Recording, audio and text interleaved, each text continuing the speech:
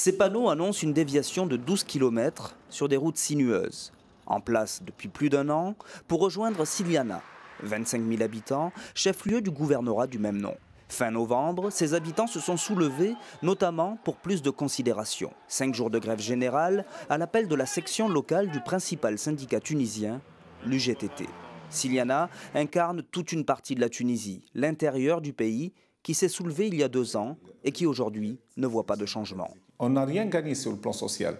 Les masses populaires pensent que leur révolution a été trahie, que la révolution a déraillé. Tout est réuni, estime-t-il, pour une nouvelle révolution.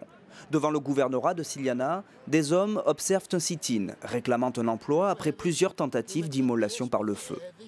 Dans la zone industrielle, ces femmes, elles, travaillent, couturières. Mais pour quel salaire ? 110 dinars, l'équivalent de 55 € pour le mois d'octobre, chômage technique, contrat précaire.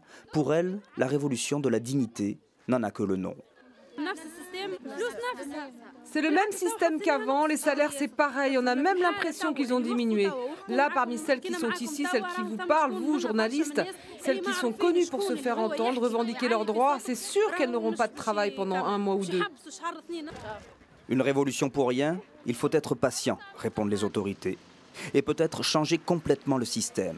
À Tunis, le ministre du Développement régional propose, lui, plus de marge de manœuvre pour les gouvernorats.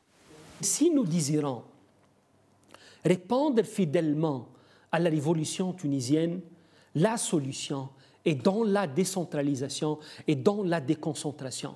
C'est-à-dire actuellement afin de couper avec un système qui est complètement autoritaire, un système complètement de dictature. La dictature est associée à un système de centralisation et à un système de concentration.